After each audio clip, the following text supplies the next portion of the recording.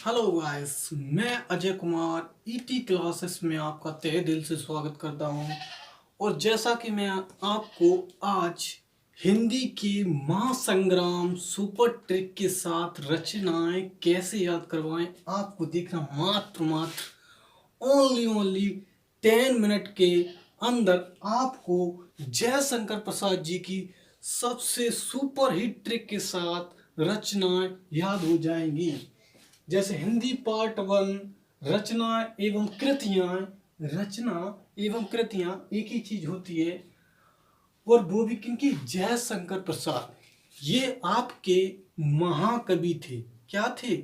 महाकवि थे। और इन्होंने ये महाकवि थे और ये छायावादी युग के लेखक भी थे। अभी मैं आपको ट्रिक बताऊंगा, उसके बाद बताऊंगा कि कैसे छायावादी युग के लेखक थे। भाषा उनकी थी खड़ी बोली और ब्रज भाषा। खड़ी बोली और ब्रज भाषा। महाकवि जयशंकर प्रसाद जी का जन्म 30 जनवरी 1989 ईस्वी में हुआ था। 30 जनवरी 1920 30 जनवरी 1889 ईस्वी में हुआ था। इनके पिता का नाम देवी प्रसाद था। अब ऐसे याद करेंगे, देवी प्रसाद था। जन्म वाराणसी उत्तर प्रदेश। और ये क्या थे? छायावादी युग के कवि थे। 15 नवंबर 1937 को इनकी मृत्यु हो गई थी।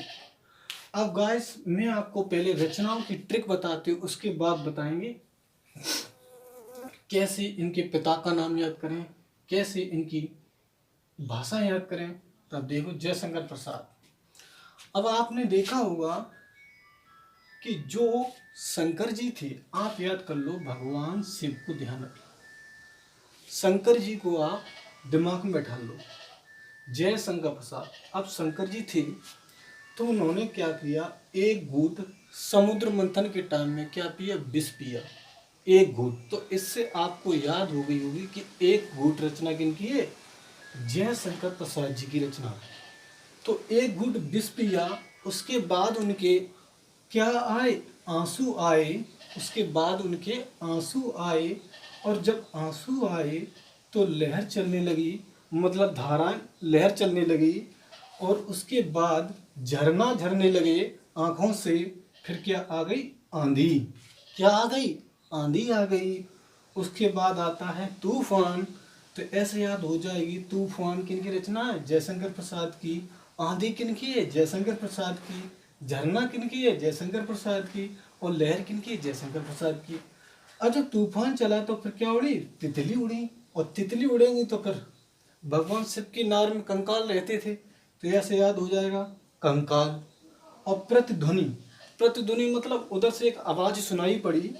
भगवान शिव को जब क्रोध आता है तो आवाज सुनाई पड़ती है, प्रतिध्वनि, तांडव सा बजता है। तो उससे ध्यान दिया, आकाश दीप मतलब तीनों लोगों के दीप मतलब आकाश दीप से याद हो जाएगा। आकाश दीप रचना किनकी है? जयशंकर प्रसाद जी की है।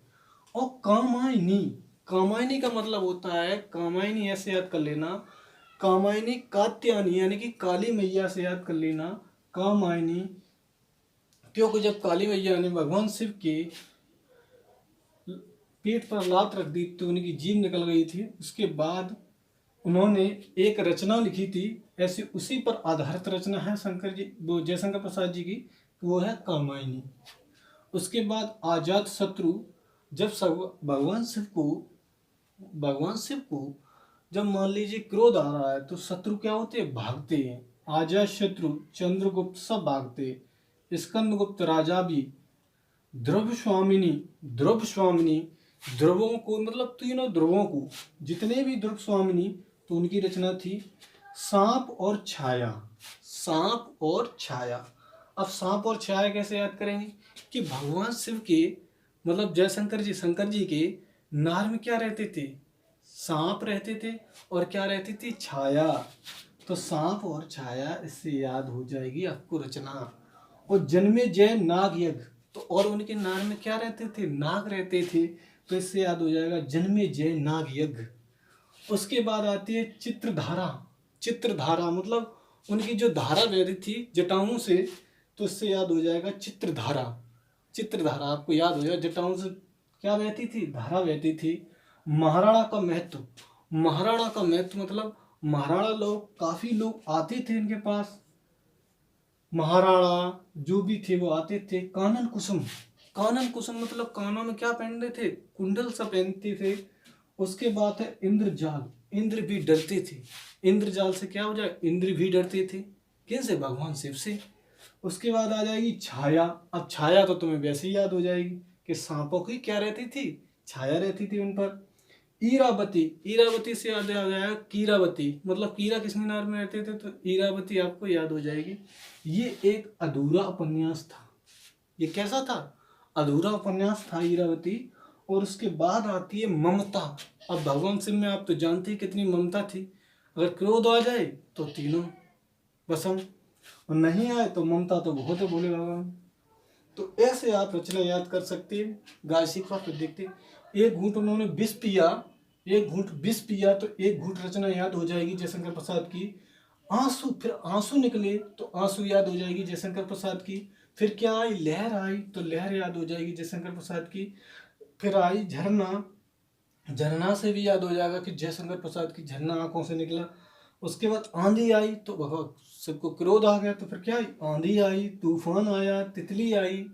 और फिर क्या होने लगे, कंकाल बजने लगे नार में, फिर प्रतिध्वनि एक सुनाई दी।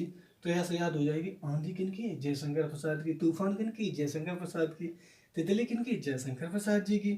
कंकाल किनकी, जयशंकर। प्रतिध्वनि, प्रतिध्वनि से आकाशदीप। आकाशदीप ने रचना देखी एकदम विचित्र। अरे भाई, आकाशदीप, आकाशदीप, तीनों दीप। तो तुम्हें याद आया कि भगवान शिव, तो भगवान शिव। कामायनी, काली मैया यानी कात्यायनी। अजात शत्रु। शत्रु डरने लगते थे तो क्या, शत्रु, अजात शत्रु। चंद्रगुप्त। अब चंद्रगुप्त से याद हो जाएगा आपको, चंद्रगुप्त, स्कंदगुप्त, सभी राजा डरते थे। ध्रुव स्वामिनी, सब ध्रुव वगैरह भी डरते थे। सांप और छाया, तो उनकी नार में क्या रहते थे, सांप और क्या रहती थी, छाया। जन्मे जय नाग यज्ञ, उनके नार में क्या रहते थे, नाग रहते थे। तो इससे याद हो जाएगा जन्मे जय नाग यज्ञ। अब आप देखते ही रचना में एकदम सुपर ट्रिक के साथ देखते ही पता लगा लो कि ये रचना जयशंकर प्रसाद जी की है। जितना मैंने बताया बस उतना देख लो, बस उतना देख लो। एग्जाम में 2 नंबर का पक्का आना है, पक्का लिख लो, गारंटी 100% के साथ।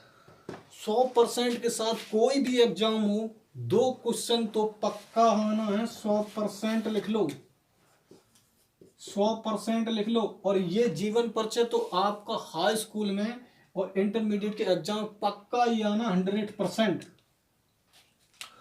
तो इससे याद हो गया, कानन कुसुम कुंडल पहनते थे। इंद्रजाल, इंद्रजाल मतलब इंद्र भी भागते थे। छाया तो आपकी याद हो जाए, शंकर जी के नाम क्या रहती थी, छाया रहती थी। ईरावती यानी कि कीरावती से ध्यान हो जाए, ईरावती अधूरा उपन्यास, अधूरा उपन्यास तो आपको याद हो जाएगा। ममता। अब भगवान शिव में क्या थी, बहुत सारी ममता थी। क्या थे, महाकवि। तो ऐसे याद कर ले, महादेव, तीनों देवों के देव महादेव, तो महाकवि थे। इससे याद हो गया, महाकवि थे। और इनकी भाषा क्या थी, खड़ी। क्रोध आता भाई, खड़ी बोली होगी, जाहिर सी बात है। और 30 जनवरी 1889 ईस्वी में जन्म हुआ। और देवी प्रसाद इनके पिताजी का नाम था। तो देवी प्रसाद कैसे याद करेंगे, देवों के देव, कौन, महादेव। तो ऐसे याद हो जाएगा, देवी प्रसाद उनके क्या नाम था, उनके पिताजी का नाम था। और वाराणसी, और वाराणसी तुमसे सबसे ज्यादा पुण्य स्थल है। तो आपको पता चलेगा वाराणसी भाई किसकी पूजा होती है, भगवान शिव ज्यादातर क्या मिलेंगे, जहाँ पर अपनी गंगा का तीर्थ स्थल है वहाँ वाराणसी। तो ऐसे याद हो जाएगा आपको, वाराणसी जन्म कहाँ हुआ था जयशंकर प्रसाद का, वाराणसी, हाँ ज्यादा पुण्य। तो आपका चैप्टर भी है हाई स्कूल में, वाराणसी चैप्टर नाम है संस्कृत में। तो वाराणसी गंगा स्थल मतलब गंगा के किनारे स्थित है। तो उससे याद हो जाएगा आपको वाराणसी में क्या हुआ था जन्म, और वो भी उत्तर प्रदेश में। तो आपको याद हो गया गाइस कि महाकवि यानी कि महाकवि जयशंकर प्रसाद जी का जन्म 30 जनवरी 1889 ईस्वी में हुआ था। इनके प्रसाद पिता का नाम क्या था, देवों के देव, देवी प्रसाद। तो ऐसे याद हो गया। अब छायावादी युग के लेखक थे तो सांप की छाया रहती थी। तो ऐसे आपको याद आया, ये क्वेश्चन तो हर एक बार एग्जाम में पूछा गया, बार बार सवाल। छायावादी लेखक का नाम बताइए, तो जयशंकर प्रसाद। अब की बार 100% लिख लो कि ये क्वेश्चन तो आना ही आना है, और आपका जीवन के साथ आपकी रचना भी दो फंसेगी पक्का। और उनकी मृत्यु 15 नवंबर 1937 ईस्वी को हो गई थी गाइस। तो गाइस मैंने आपको हिंदी के महासंग्राम पार्ट 1 में आपको बताया है कि जयशंकर प्रसाद जी की रचनाएं कैसे आप मात्र चुटकियों में देखकर ही आप बता दोगे कि अगर आप एक बार रचना देख ली ना, देख ली रचना एक बार, तो पक्का गाइस इसमें से तो आपको पक्का प्रॉफिट होगा, पक्का रचना फंसनी है ये रचना। क्योंकि जयशंकर जी प्रसाद काव्य स्थली के काव्य में बहुत ज़्यादा प्रसिद्ध हैं, और उनकी रचनाएं जो मैंने आपको लिखाई हैं, तो ये रचनाएं आप एक बार देख लें गाइस। हिंदी के पार्ट 1 महासंग्राम में मैंने आपको गाइस इतना बताया, अगर आप इतना देख लेते तो 100% आपको रचना याद हो जाएंगी। तो इन्हीं शब्दों के साथ मैं अजय कुमार ईटी क्लासेस से आपका थैंक यू सो मच। मेरे चैनल को प्लीज़ लाइक करें, सब्सक्राइब करें एंड शेयर करें, क्योंकि लहरों से ऐसे ही नौका पार नहीं होती, कोशिश करने वालों की कभी हार नहीं होती। तो इन्हीं शब्दों के साथ गाइस मैं संपन्न करता हूँ। वीडियो को देखना आप गाइस, मात्र आप इस वीडियो को देख लो और पक्का आपको रचना मिलेगी। Thank you so much. ज़्यादा से ज़्यादा शेयर और ज़्यादा से ज़्यादा सब्सक्राइब करें और लाइक करें। Thank you.